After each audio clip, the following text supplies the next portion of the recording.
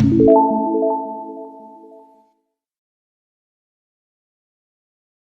Back to my YouTube channel. जैसे कि मैंने आपको प्रॉमिस किया था कि मैं आपके लिए लेके आऊँगी इंडियन कॉन्ट्रैक्ट एक्ट 1872 का breach of contract and remedies to breach of contract, तो मैं आ गई हूँ। और बिना कोई टाइम वेस्ट किए हम शुरू ही करते हैं, क्योंकि मैं जैसे कि पहले आपको बता चुकी हूँ कि लीगल एस्पेक्ट्स ऑफ बिजनेस का जो टॉपिक है आपका नेट के अंदर, वो मैं आपको जल्दी से जल्दी कवर करवाना चाहती हूँ, ताकि आप जब आपका एग्ज़ाम हो तो पूरी प्रिपरेशन के साथ जा सकें। इससे बाहर आपको कुछ भी पढ़ने की ज़रूरत नहीं है। मैंने क्योंकि बहुत सारी अलग अलग वेबसाइट्स, बुक्स, अलग अलग जो सोर्सेज होते हैं वो यूज़ करके ये आपके नोट्स प्रिपेयर किए हैं। चाहे ये छोटे हैं, लेकिन आप खुद देखेंगे कि इससे बाहर आपको कुछ भी पढ़ने की ज़रूरत नहीं है। तो लेट्स गेट स्टार्टेड। ठीक है, तो आपका सबसे पहले मैं बताती हूँ आपको कि आपका ब्रीच ऑफ कॉन्ट्रैक्ट क्या होता है। ठीक है, ब्रीच ऑफ कॉन्ट्रैक्ट का मतलब है द कॉन्ट्रैक्ट, देखो इसमें जो मैंने लिख रखा है पहले मैं वो बता देती हूँ आपको। The contract is important only when it is performed.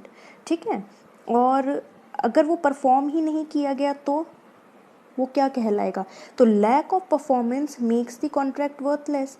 It is the reason that the parties are imposed with the liability to perform their part.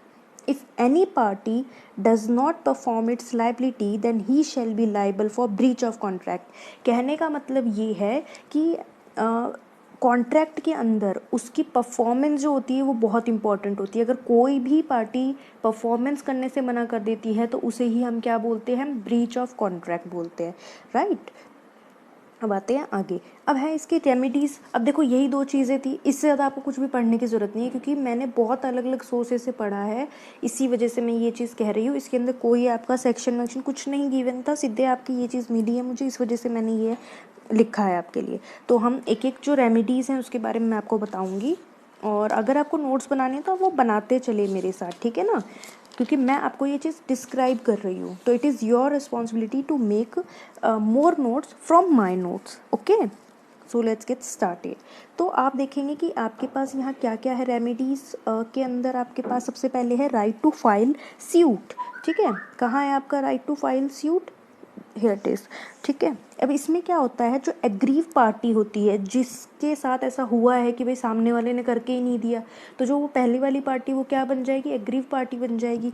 तो the aggrieve party has the first thing as a right is the right to file the suit. वो क्या कर सकती है?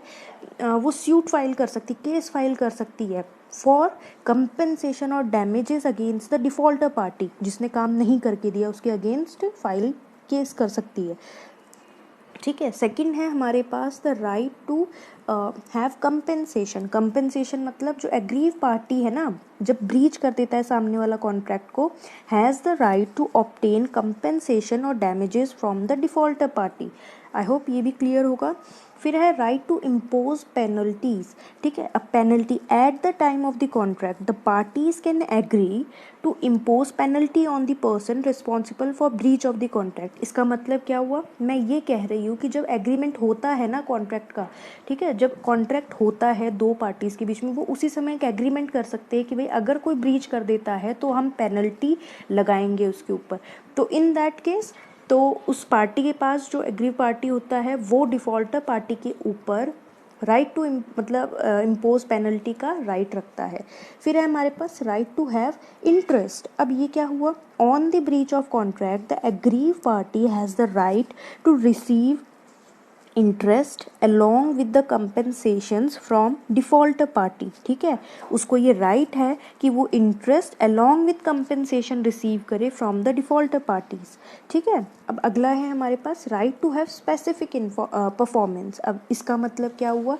The aggrieve party has the right to file a suit for specific performance of the contract against the defaulter party।